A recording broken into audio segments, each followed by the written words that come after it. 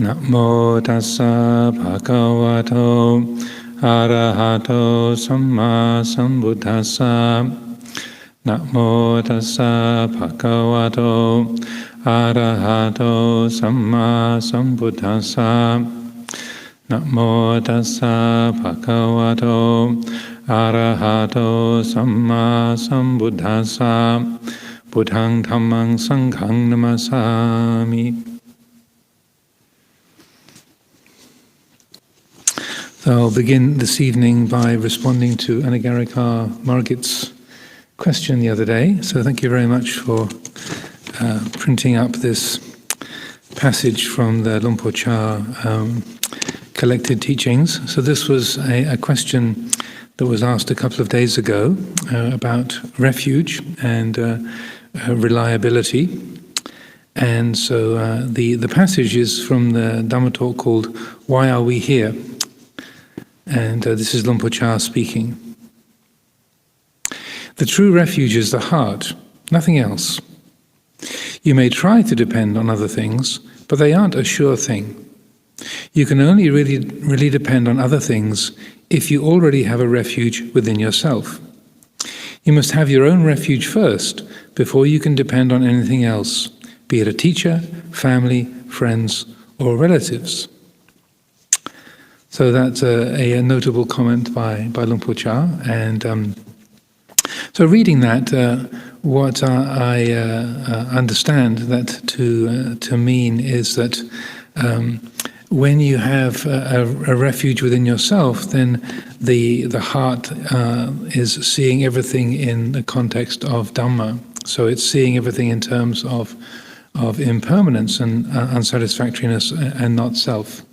So that if you have a refuge in yourself, if you say if there is that internal refuge of the citta, that quality of seeing things as they really are, then you can depend on other things, but that dependence is in a context of realizing that everything is impermanent. So, like you took dependence on me as a teacher at the beginning of this this winter retreat, the taking of Nisaya, but I might drop dead. You know, those kind of worldly dependencies are unstable. They're unreliable. They're not a fixed thing, and so that when we have a refuge within ourselves, the heart is really awake to Dhamma. Then any kind of relative refuge, or I say a worldly refuge, like this building, you know, it's an impermanent thing, or this microphone, or the camera, or my voice. You know, these are things that are say a useful and a helpful structure. Like this building is a refuge. You can keep warm. It's bright. There's no wind, no rain. So it's a refuge. It's a shelter. But there's the understanding that this is not something that is absolute or totally reliable. It's convenient. It's a skillful means. It's an upaya. It provides a relative refuge, a relative quality of security, and so the mind holds it in that context. So the way I read this is that when you have a heart that is awake to Dhamma, awake to the way things are, awake to the reality of things, then it's always seeing that any kind of worldly object is necessarily unstable and uncertain, and that it's held within that context. So you can rely on a teacher or family or friends or relatives and such like, but that reliance is seen in the context of this is only a temporary or an unstable and an incomplete kind of a refuge. It's a skillful means, and so that when we talk about upaya or skillful means, it's like having a building like this is a skillful means. Having someone in the role of a teacher, like myself, you take dependence on the teacher, or I'm depending on the microphone continuing to work, or the camera, or the power supply. There's a dependence, but any moment it can just blink out. It can all switch off and go, and so that the way that the heart holds such skillful means or such worldly refuges or worldly structures is in that kind of a context. That's the way it's understood. So that's how I would read that. So I hope that's illuminates that. At least that's how I understand it to be expressing the teaching. So thank you for asking. So to go on to today's reading, this is continuing the readings from Vol.3 of the Ajahn Sumedho anthology, Direct Realization.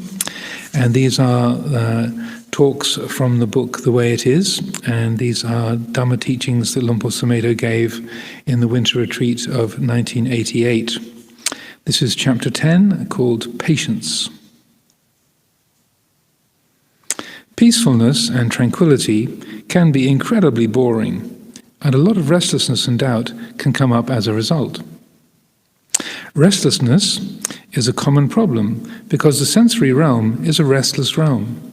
Bodies are restless, minds are restless. Conditions are changing all the time, so if you're caught up in reacting to change, you're restless.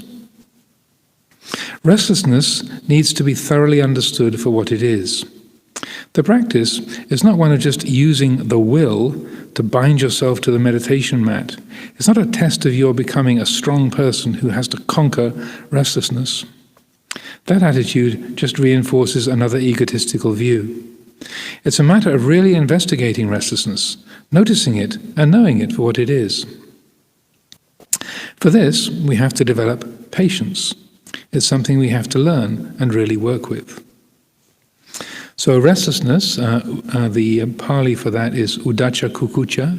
That's one of the five hindrances, the obstacles to samadhi, to concentration and to settledness, collectedness of mind. So uddhacca kukucca is one of those five. The others are sense desire, kamacchanda, ill will, vyapada, dullness and drowsiness, dinamita, restlessness, and then doubt, vicikicca. Those are the five hindrances that obstruct samadhi. And a few days ago we were talking about this quality of patience and how when we use the English word patience, it can have that a kind of negative connotation to it, that you're just, oh well, I suppose I have to just be patient, and that kind of sort of sullen attitude or begrudging, and so something is just sort of switching off, and there's a fundamental negativity there, just waiting for it to be over. Or it can be a test of resolution, like, or just be patient, so gritting your teeth and muscling your way through. And as Luang Por puts it here, it's not a test of you becoming a strong person who has to conquer restlessness. That attitude just reinforces another egotistical view. So that similarly, it's being patient in the sort of English usage of the word. It's sort of just gritting your teeth and bearing it. But both of those kinds of patience, either the begrudging type or the endurance type, just that gritting teeth. Both of those are, so they have a value in them. They're developing a certain kind of strength or resoluteness, but they are based on self and based on time. That it's a way of waiting for things to be over. There is this difficult, painful experience, and we're needing to stay with it. So we grit our teeth, or we just sort of shut down our feelings, and we're waiting for it to be over, with the idea that when this is over, then that will be good. When this has come to its end, that's a good thing. And so there's a kind of a way of dealing with that painful experience, mental or physical, but it's still a state of suffering. So the patience, which is the real paramita, which means a method of carrying the heart across. It means getting to. Yesterday we were talking about the raft, getting to the other shore. So paramita is the way to get to the other side, to the other shore, to carry the heart across from difficulty to peacefulness and freedom.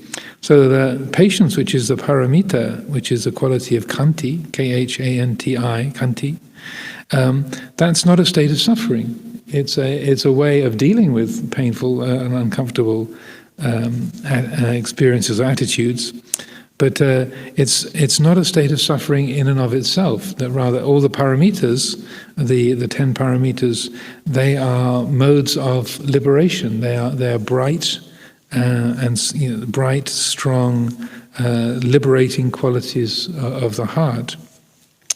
And then Luang Por emphasizes here, it's a matter of really investigating restlessness, noticing it and knowing it for what it is.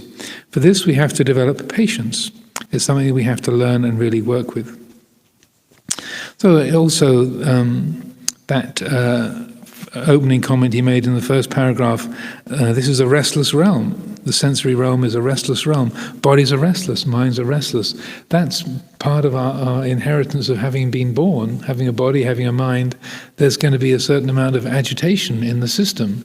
It's active. It likes to keep moving. It needs to keep moving. Our eyes, our ears, our bodies, they're constantly adjusting and looking for opportunities, looking for danger, looking for, anything that's interesting, that we should be worried about or excited about or irritated by. So part of this quality of patience is, in a way, an understanding that this is a restless realm. The body, the conditioned mind, they have restless, agitated qualities to them. That's part of the way it is, and so that the essence of patience, I like to point out, is the wisdom that lets go of time. There's a recognition of, as long as there's a me waiting for this painful thing to be over, then there's dukkha being created right there. But if there's the quality of wisdom that awakens to the timeless quality of Dhamma, the akalika, akalika Dhamma, the timeless quality of reality, then the essence of patience is letting go of time. It's not waiting for a future when this is not going to be present, but rather it's opening the heart to this, the painful experience of physical or mental might be present, but there isn't an investing in a future when this isn't going to be there. Rather, it's changing the attitude to what is present. So there's an openness of heart and a quality of attunement to Dhamma, that there is no time, there's no future, there's just this. So that even though there's a painfulness, that first arrow is there, ow, this hurts. The mind isn't creating, oh, well, in a few minutes it'll be over, or if I just do this, then I'll get rid of it, or maybe I'll be able to do some exercises so I won't have to have this pain in the future. But rather, there's an openness of heart to what is present, and that appreciating that there's a restless habit in the system, that it's natural for the mind to be hunting for a way to get away from the painful feeling, or it's natural for the system to be agitated and looking for opportunity, or to say get hold of something that we like or get away from something that we dislike, and that recognition of, well, of course. Of course, the system is restless. That's the way it's built. That's the way nature is. And the more that the heart sees things in terms of nature rather than in terms of self, then the more there's an attunement to reality, to Dhamma. There's a great peacefulness in that, and so that as Luang Por says, the attitude of just trying to be a strong person who conquers restlessness, that attitude just reinforces another egotistical view, that as a letting go of that, the habit of seeing things in terms of self-view. I've got to deal with this pain in my leg, or I've got to deal with this boring Dhamma talk, or I've got to deal with this long and tedious meeting. I've got to deal with it. I have to endure. I must. I should. All that I-making and mind-making, again, is feeding the quality of dukkha. And the more that the heart sees things in terms of Dhamma, of nature, rather than in terms of self, then right there is that the causes of dukkha are not being created in the same way, and the degree to which acknowledgement of nature is like this, and here it is. It's exactly this way in this moment. Here it is. It's this way. We're not pretending that we like it, or that the bitter is sweet.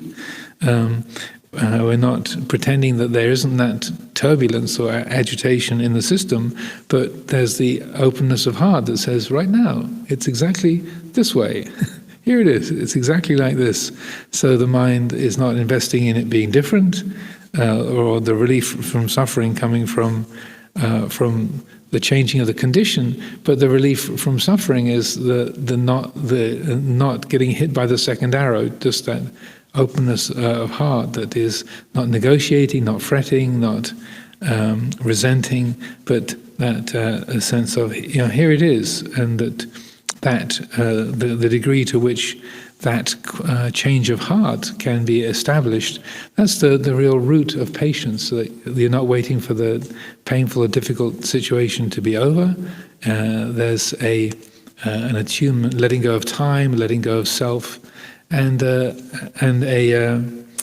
recognition that agitation or that painfulness or that those kind of turbulent and busy aspects of our field of experience, that's just the way nature is, that's just the way the sense world is, and that in that moment the heart is enabled to free itself. It's not tied to the field of sense experience, it's not tied to the five khandhas. It's knowing the five khandhas, but it's not tied to them, it's not identified with them or limited by them. So, any questions, comments before I carry on? Yes, Ajahn Chandasiri, please. Really just a comment, because it seems to me that in these kind of situations that there are other qualities that are important to bring forth, like mindfulness, and one of the things I always feel is helpful is curiosity. So that rather than trying to get rid of it or to think your way out of it, is just to be really curious and investigate. Whatever's going on in the mind in relation to whatever it is that one's experiencing. So, just wanted to mention that. Yes, yeah, that's that Dhamma Vijaya, the investigation of the situation, the reality of it, and then also Yoniso Manasikara, that wise reflection. They're really very, very similar qualities. That sense of, why is this so unbearable? And so, or bringing a reflection like, so I would be totally happy if this pain went away. That kind of that use of wise reflection and curiosity and investigation also to in a way undercut the reactive patterns. Yes, to be able to do that with a kind of sense of playfulness rather than as a strategy for getting rid of it. Yeah, if it's just a cunning ploy to try and get rid of it, it doesn't work. Right. There has to be a sincerity, a genuine open-heartedness. If me trying to weasel my way to getting things to be the way I like, then weaseling creates more suffering. My experience. Can we quote you on that? Yes, please do. Nothing against weasels, but that mentality of sort of manipulating or just manoeuvring to get things the way I like. I was one of the monks was having a conversation with me a few days ago, and he reminded me of this occasion when we had a 4-hour, when we used to have 4-hour sittings from time to time.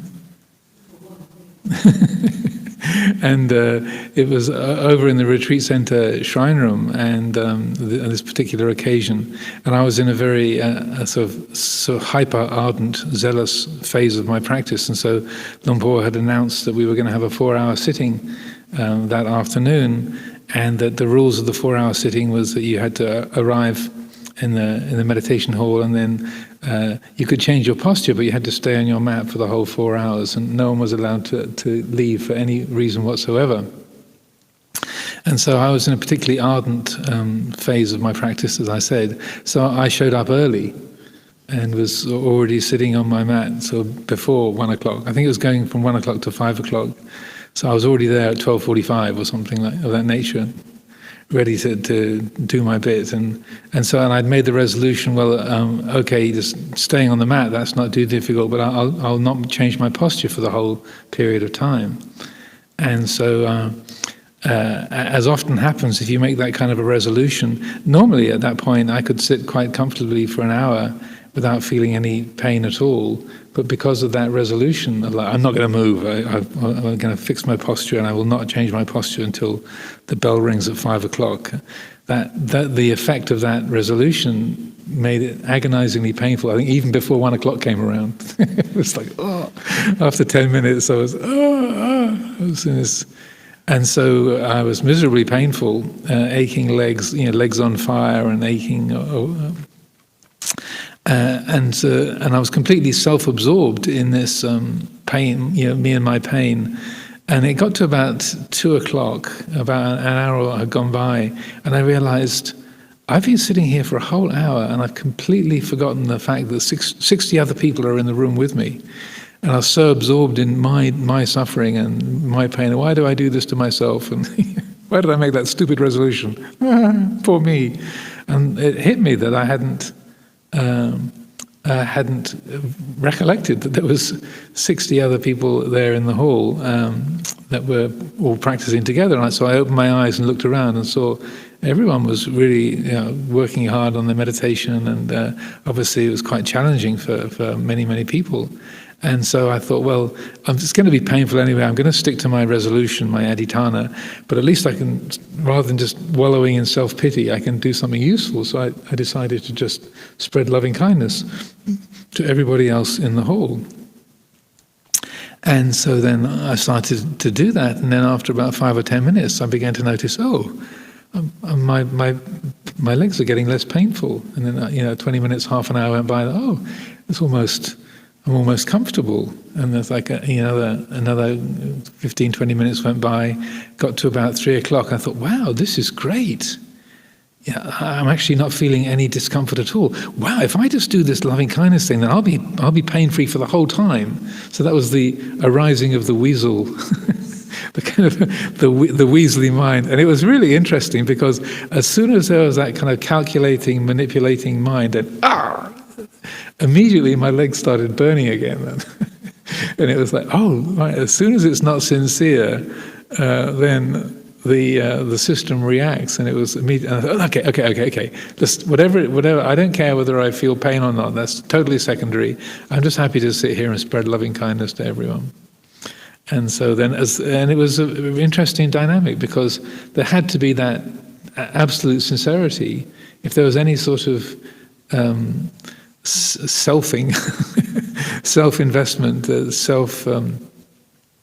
self-advantage being sought, or then the result was physical pain immediately. And to my surprise, when 5 o'clock came, I'm not making any kind of claim about anything, but it was really interesting that when Luang Por rang the bell at 5 o'clock, my first thought was, I was enjoying that. Which really surprised me. I thought, don't stay with that. No, you're going to move right now. Just unwrap your legs and take advantage. Or don't get ridiculously heroic. But it was interesting that going from miserable pain based on self-view to a heart based on loving kindness.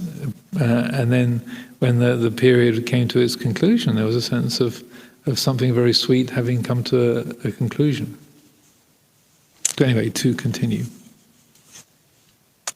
When I first went to Wat Pah Pong, I couldn't understand Lao, which is a local dialect. The Pasa Isan, the Isan Northeast Thai dialect is mostly Lao, with a number of Thai words in there, but it's mostly the Laotian language as the dialect. When I first went to Wat Pah Pong, I couldn't understand Lao.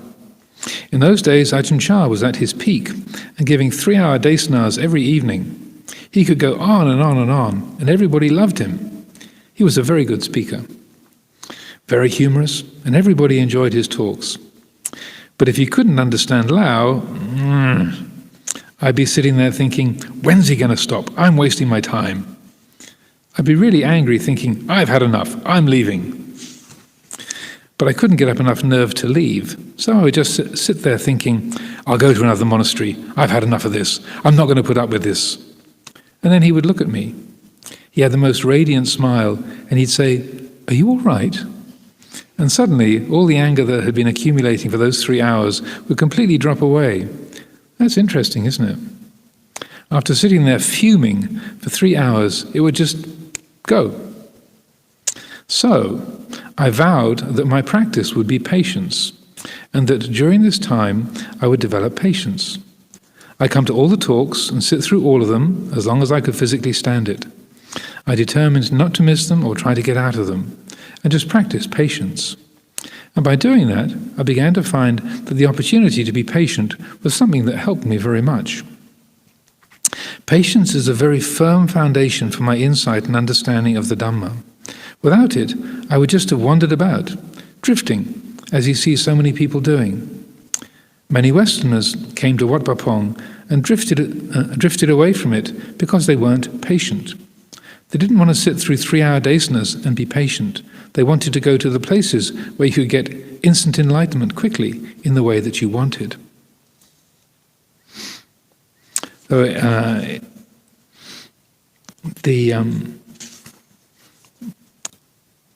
the phrase that Luang Por would often, or another insight that Luang Por would often talk about during this same period, was a way he would reflect. He would use this kind of wise reflection that we were just talking about. He would say to himself, if I spend 30 or 40 years as a monk and all I do is I learn to be just a little bit more patient, then all that time will not have been wasted. So he set that as a goal for his practice, not to become an arahant or become the kind of supreme patriarch of the Western Sangha, on the planet Earth. These kind of worldly goals or spiritual ambitions.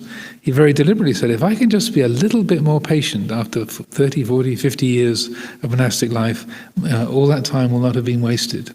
And then similarly, commenting, that was a really skillful, very helpful resolution to put in his mind, because like many of us as Westerners, and I think Asian people as well probably, we can be very ambitious, and we want to be the best and get to the ultimate realization, and to say conquer all our defilements, become an arahant, and so on and so forth, and to say get a perspective on that ambitiousness, and instead to really value that quality of patience and seeing that that's a life well lived. If I can just be a little bit more patient by the end of this lifetime, then all these years, 30, 40, 50 years of practice will not have been wasted. And then seeing the effect of that, when bringing that kind of a reflection to mind, okay, and seeing how that was really beneficial, and as he says, became a very firm foundation for insight. He began to see that was a really trustworthy perspective to cultivate. So I highly recommend that myself.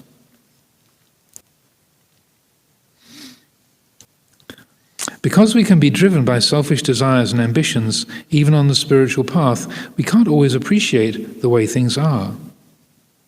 When I actually contemplated on and reflected on my life at Wat Pah Pong, I realized that it was a very good situation. There was a good teacher, there was enough to eat, the monks were good monks, the lay people were very generous and kind, and there was encouragement towards the practice of Dhamma. This is as good as you can get.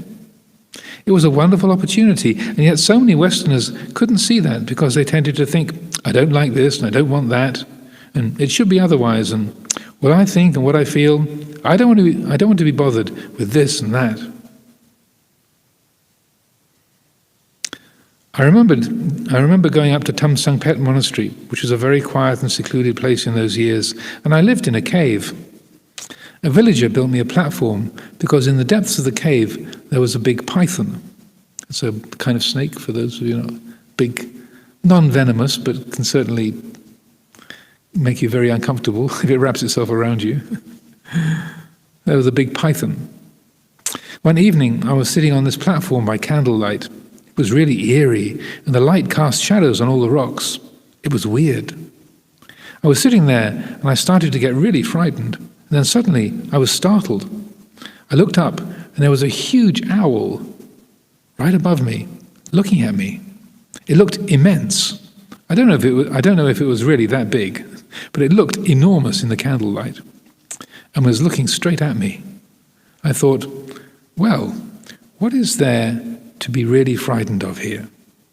And I tried to imagine skeletons and ghosts, or Mother Kali with fangs and blood dripping out of her mouth, or enormous monsters with green skin, and I began to laugh because it became so amusing.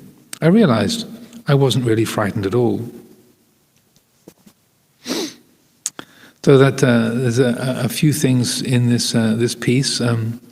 As Luang Por was saying, Westerners who would come along to Wat Pah Pong and they would find fault with the place, and because it didn't fit their particular expectations or their ideals, one of the things that you find, and the experience probably of a number of us, is that we can have a very fixed idea, a fixed picture of what we expect a monastery to be, or a spiritual teacher to be, or how we expect our meditation to be. And almost always, even if a person is extremely sincere and committed, the more fixed you have of an idea of how you think a monastery should be, or a meditation teacher should be, or the meditation practice should be, then you're unconsciously creating the causes of a lot of dukkha, and feeding the causes of restlessness right there, because the way things are, the way people are, the way the monasteries are, the way the weather is, or the teachers are, they can never quite fit your expectations, or your the plan that you have for yourself. And so that say experience of many people coming along and being disappointed, or finding fault with Ajahn Chah, or finding fault with Wat Pah Pong, or the routine there, was very, very common. I'm sure quite a few of us who've travelled through different places have been subject to this. And so that it's not that every single place is going to be a perfect fit. Certain teachers, or certain places, or certain approaches to the practice, they're going to be some that we are more in accordance with our own nature, our own character. There'll be more of what they call sapaya. The Thai word sabai comes from the Pali sapaya, meaning a supportive condition, or supportive conditions. So that that's understood. But the point that I think Luang Por is making here, and that is kind of tragic, ironic, that people can be incredibly sincere, incredibly dedicated, but not appreciating, as he said, we can be driven by selfish desires and ambitions even on the spiritual path. We can't always really appreciate the way things are. So you can be so fixed on how you want it to be, how you expect it to be, how you think it should be, that you can't really appreciate what's in front of you, because it doesn't quite fit the map of your expectations.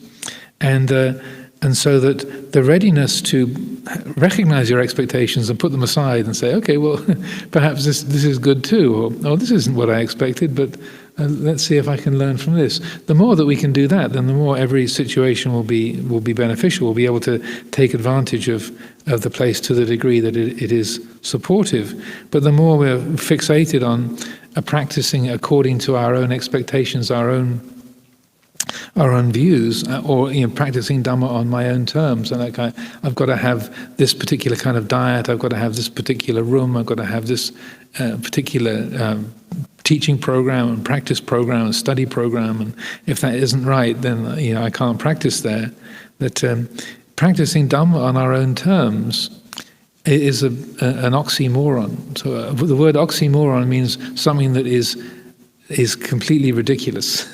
So it's a contradiction in terms, as they say. Practicing Dhamma on my terms. It's like you can't put the Dhamma into you can't fit the Dhamma into your own self-view, and that it's you're recognizing your own character, your own disposition, and things that work well for you, but in terms of practicing Dhamma, you have to get a perspective on self-view rather than trying to say fit the Dhamma into your own particular program or your own preferences, or sort of carrying wearing the Dhamma, or you're wearing your practice like a little sort of badge that you put on your jacket, or a hat that you wear. The Dhamma is not a thing that you add to your life, but rather it's that to which your life is surrendered. So that it's a dynamic that operates in a completely different way. And again, I think particularly in the West, but everywhere around the planet, where self-view and self-centered thinking, what they call the cult of the individual, is emphasized.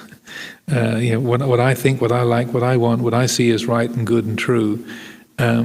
Everything has to be fitted into our own sort of fixed value system. Then it makes the genuine practice of Dhamma and the liberating qualities of Dhamma really inaccessible. The genuine practice of Dhamma is obstructed by that idea of doing it on my own terms. And when I was living in the States, it was particularly strong in California, I think, seemingly, by my experience there. Because, again, America's a very individualistic country, and then the kind of people that gravitate to California, a lot of them are very independent and sort of free thinking, and have set up their own lives according to what they like, what they choose, what they see as being good and right. That's one of the reasons why people would go to California, is to sort of create the world that they want to live in. Make your own world, rather than just being subservient to something that's come down to you from the past or from your family or whatever. So I'm not saying that's a bad thing. There's a lot of benefits and blessings that come from that kind of independence and self-reliance. But a downside of it is that then you can assume that you fit the Dhamma and you fit your spiritual practice into the framework of your self-view and your preferences and your opinions. And so I would see that happening a lot there. And very, very, very sad, very ironic and painful in some ways. People being extremely dedicated and sincere, but repeatedly trying to fit the Dhamma and the meditation, the spiritual life, into the framework of their own preferences, their own opinions, their own sort of habits that they've built their life around. So again, it's a bit of a large question or a large issue, but I think getting a sense of the idea of practicing Dhamma on my terms is completely impossible. If it's on my terms, it can't be the Dhamma, but rather that the Dhamma, if we equate that with nature, it's like realizing nature in terms of nature, or what we call Dhamma Anudhamma Patipada, practicing Dhamma in accordance with Dhamma, rather than practicing Dhamma in accordance with my preferences, my expectations, my self-view. And so that Dhamma Anudhamma Patipati, that's the fourth of the four qualities that are supportive of stream entry. So that's learning how to practice based on Dhamma, on nature, rather than on me and mine, on conceit and self-view. So rather than I'm concentrating my mind, I'm developing insight, I'm say liberating the heart from the hindrances, all those I ams. It's basing the effort for Dhamma practice on mindfulness and wisdom, and not on the habits of self-centered thinking, self-advantage, and self-view. So the Tamsang Pet, people might remember where Luang Por Thun spent the Rains Retreat with us, not 2020, the year gone by, the year before, 2019. Luang Por Thun spent the Rains Retreat here. He's the abbot of that monastery at Tamsang Pet up on the top of the hill. And so that he was a good friend of Luang Por Sumedho from those years when Luang Por was a young bhikkhu, and so that Tamsang Pet was newly established, and so they'd known each other for a long, long time. And so when Luang Por was in that cave with the python and the owl, then the Luang Por Thun was also there at Tamsang Pet at the same time, and has been the abbot of the monastery there at Tamsang Pet for all these years. It's about 40 or 50 kilometers north of Wat Wapong. There's now its own province called Amnachura, and it's up on a freestanding hill that is sort of rises out of the plain of the Isan, and the monastery where they were staying is right on the top of the hill, and the caves is like a rocky outcrop, and there's quite a number of caves in the hillside. So Luang Por was living in one of those for quite a long time. Any questions, thoughts, reflections? If you can use the microphone.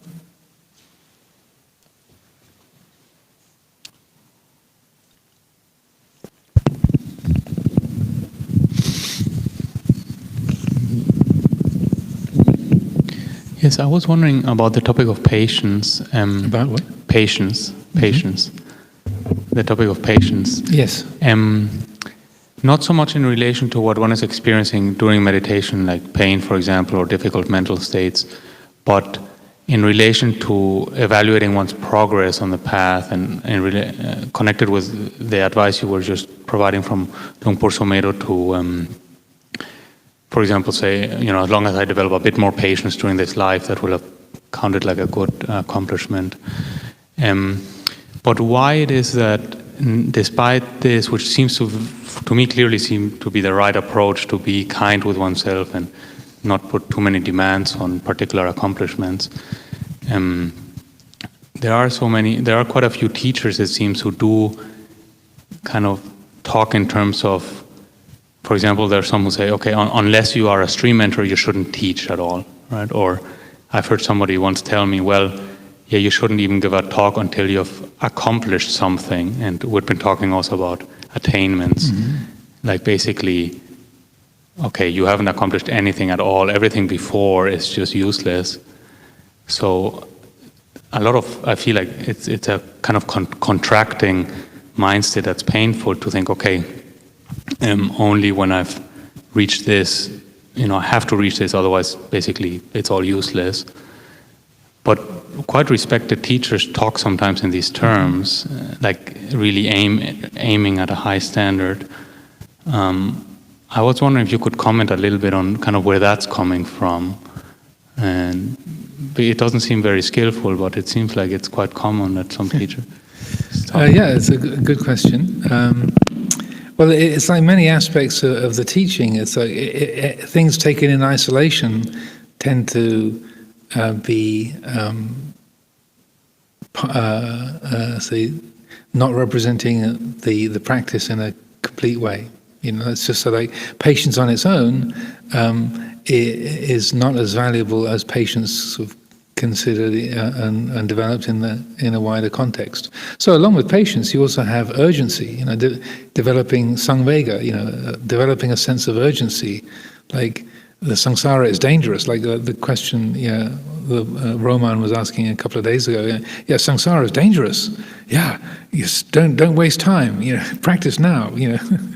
The days and nights are relentlessly passing. How am I spending my time? So there are also practices, along with being patient, there are practices to arouse urgency. So to the logical mind, it's like, well, are we supposed to be patient or are we supposed to be urgent? It must be either one or the other. And I would say, no, it's both. And that because if there's a genuine mindfulness and wisdom and an attunement to the way things are, then there's a sense of how those things work together.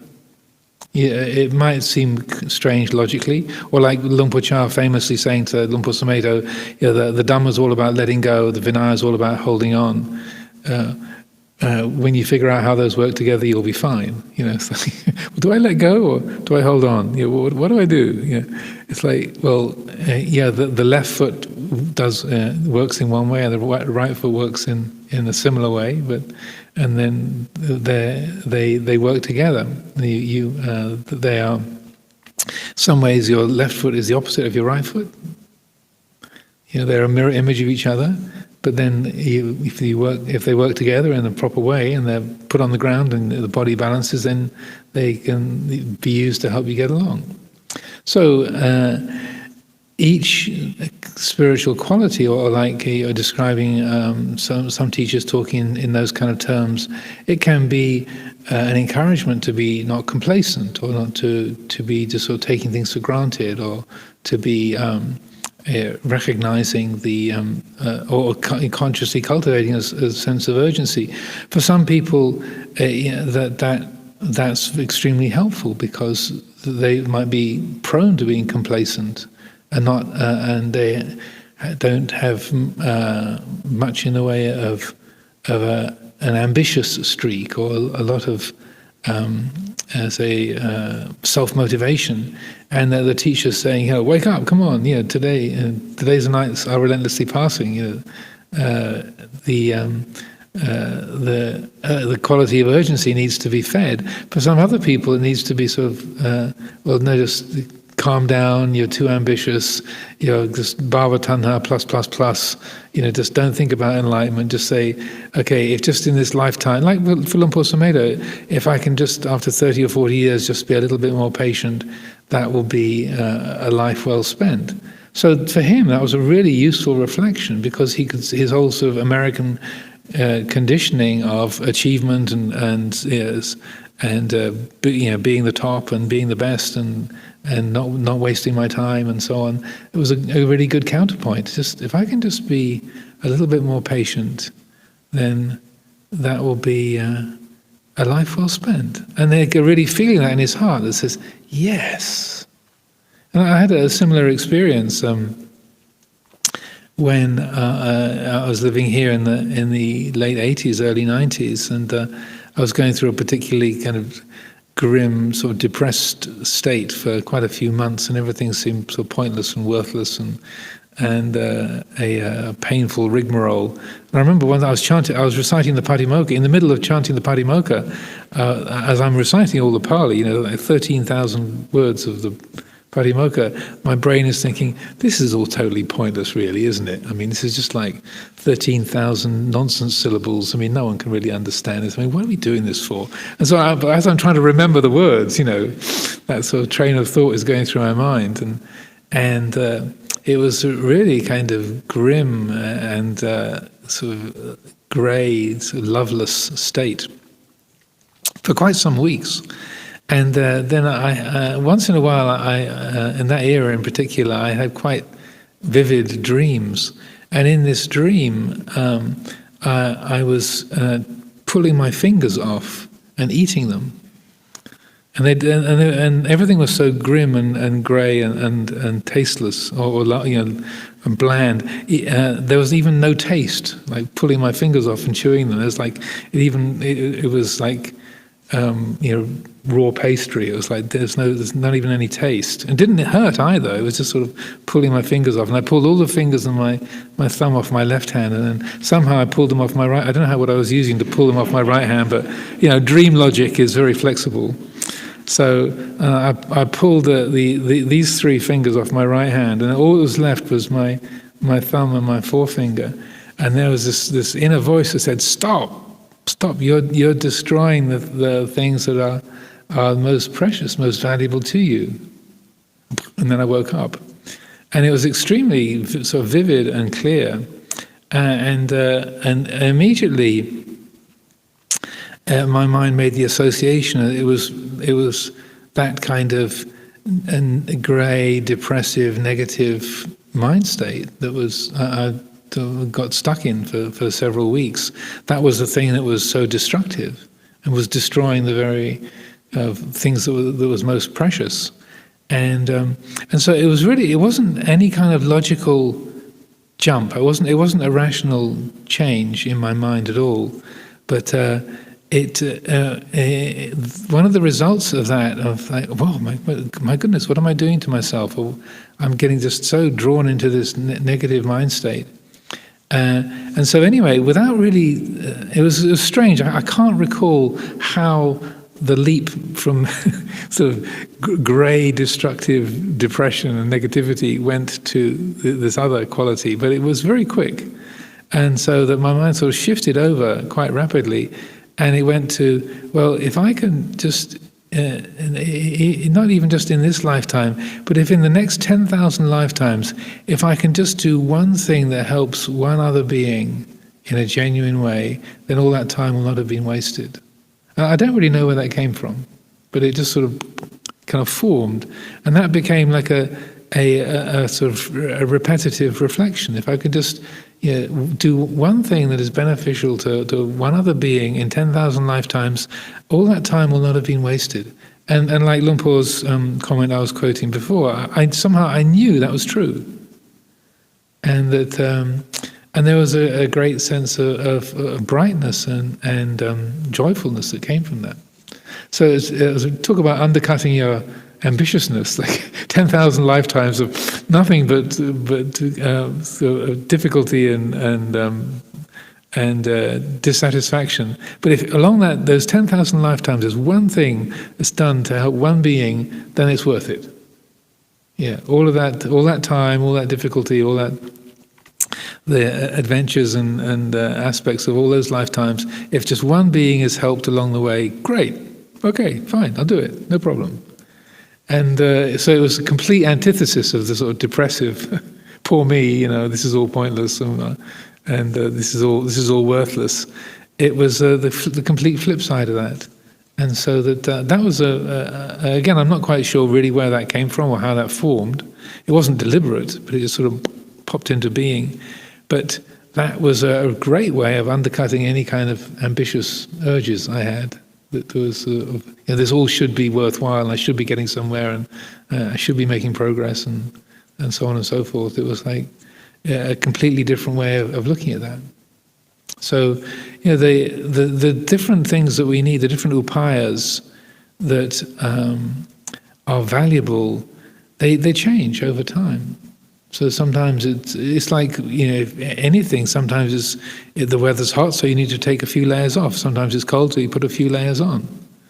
Sometimes it's the right foot goes down, sometimes the left foot goes down. It's just you use the different skillful means and emphases of practice according to what's needed. Because it's never the case that, okay, today this is useful, therefore this will be useful all day, every day.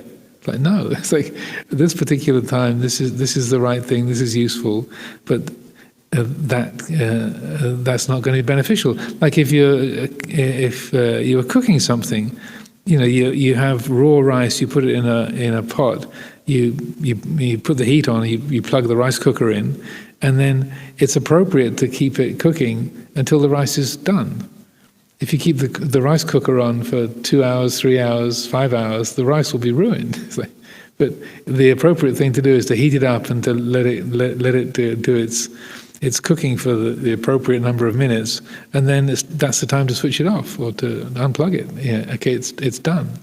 So that at the beginning you need the heat to make the change happen, and then once the change has happened, you don't need the heat, otherwise it'll be ruined. So much of our practice is like that. So sometimes we need urgency, like don't let today pass. Work hard. Don't let a minute go by without focusing on the practice. And so that you get the encouragement from a teacher saying, days and nights are relentlessly passing. Don't be lazy. And other times, there's someone who's really sort of hyper motivated or really anxious and agitated. Then there's nothing to do, nowhere to go. Just calm down. Just relax. Like I think when we were having the conversation a few days ago, maybe it was when I was talking with you in that little group, how one novice came from Chithurst to practice in Thailand, and he was so kind of anxious and charged up and had such a frenetic level of mental activity. Luang Por Chah famously gave him the advice, eat like a pig and sleep a lot. A few of the other monks were thinking, why didn't he ever tell me to do that? But that was his advice, eat like a pig and sleep a lot, because he was so sort of charged up and with a hyperactive mind. And Luang Por realized, just long, kind of just cool it all down. You need some buffering in there because it's all so hypercharged. So for the other, some of the other monks, eat like a pig and sleep a lot. Oh yes, it sounds certainly Luang Por. Yeah, for how long? So that a lot of the Dhamma Dhamma Patipati, practicing Dhamma in accordance with Dhamma, is attuning to what's needed rather than having a fixed program. And this is my practice. This is the method, and I do this. It's like, well, what's needed? Is the rice cooked yet? If it's cooked, then unplug the cooker, serve the rice. It's done. Or is the rice cooked yet? No, it's not cooked yet. Okay, keep it on for a bit longer because it's not cooked. So that you're working with the way nature is, and what was good for you last year might not be very good for you now. And we need that quality of mindfulness and wisdom to assess, to reflect and explore. Okay, how is this working? Is this something that's useful for me now, or have things changed? So to continue. In those days, I was just a very junior monk, and one night Ajahn Chah took us to a village fete.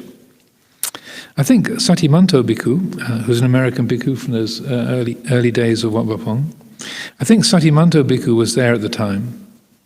We were all very serious practitioners, and we didn't want any kind of frivolity or foolishness. And of course, going to a village fete was the last thing we wanted to do, because in these villages, they love loudspeakers.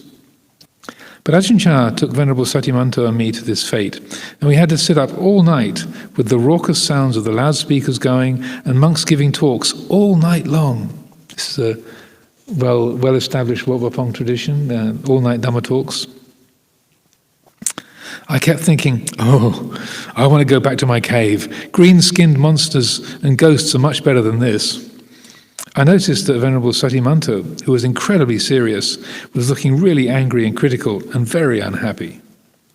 And we just sat there, looking miserable. I thought, why does Ajahn Chah bring us to these things? Then I began to see for myself. I remember sitting there thinking, here I am, getting all upset over this. Is it that bad? What's really bad is what I'm making out of it. What's really miserable is my mind. Loudspeakers and noise and distraction and sleepiness, one can put up with them, but it's that awful thing in my mind that hates them, resents them, and wants to leave. That's the real misery. That evening, I could see what misery I could create in my mind over things that one can bear. I remember that as a very clear insight of what I thought was miserable and what is really miserable. At first I was blaming the people, the loudspeakers, the disruption, the noise and the discomfort. I thought that was the problem. Then I realized that it wasn't. It was my mind that was miserable. If we reflect on and contemplate Dhamma, we learn from the very situations which we like the least, if we have the will to do so. So I've been along to a few of those all-night events of Dhamma fests, and so that I can empathize with Luang Por. But yeah, if you just surrender and well, here it is. as long as you don't think that you can be anywhere else or something else can be happening, then it's quite enjoyable, really. But I don't want to be here. I don't want to. I didn't ask for this. Why is he doing this to me? And then that's the misery. Another Dhamma talk on this same kind of theme about being patient and sitting through these interminable Dhamma talks. Luang Por Sumedho had the insight, even as I'm thinking, I can't bear it, actually, I'm bearing it. So that's a lie. When my mind says, I can't bear it, that's not true. That's a lie. Because I'm bearing it. that's the actuality of what's happening. Aha! So that was similarly a helpful insight for him in terms of listening to that inner narrative, the inner complainer, saying, I can't bear it, it's not fair, why me? When's this going to be over? And what excuse can I find to have to go and have a loo break? Yes, might take an hour and a half, time to have a nap in the middle of my loo break somewhere. That the manipulating, maneuvering mind, that's the miserable and painful state, and the capacity we have, we can listen to that and go, oh, here's the maneuvering, manipulating mind looking for an excuse to be somewhere else. If only I was somewhere else. If only I was someone else. If only it wasn't now, it would be great. And then using wise reflection, often just catching what you've just thought and then replaying it clearly and consciously, that in itself is just like, if only I wasn't here, everything would be fine. And I find if you do that, you before you get to the end of the sentence, you find yourself chuckling, like Luang Por in his cave with his owl and his python. It's like you find yourself laughing. It's like, no, I wouldn't. I'd be annoyed by something else. It's there's no way that just by being in a different place or being in a different situation that I would be totally blissfully happy. It's just not the way life works. And then that final comment, if we reflect on and contemplate Dhamma, we learn from the very situations which we like the least, if we have the will to do so. So as Luang Por Chah would often say, everything is teaching us if we let it. Not just the teachers that we want. I'm happy to learn. I'm happy to learn from an aching leg and the sound of a Dhamma talk, but I don't want to learn from toothache, or I don't want to learn from that monk in the next kuti who has that irritating voice that he chants with. I'm not going to learn from that. I'm going to learn from this and this. That it's the entire array of experiences. If we have that most skillful of attitudes, then everything will teach us. The things that we like, the things that we dislike, the things that we want, the things that we don't want. That if we open the heart to all of it, then everything is our teacher. So I'll leave it there for today.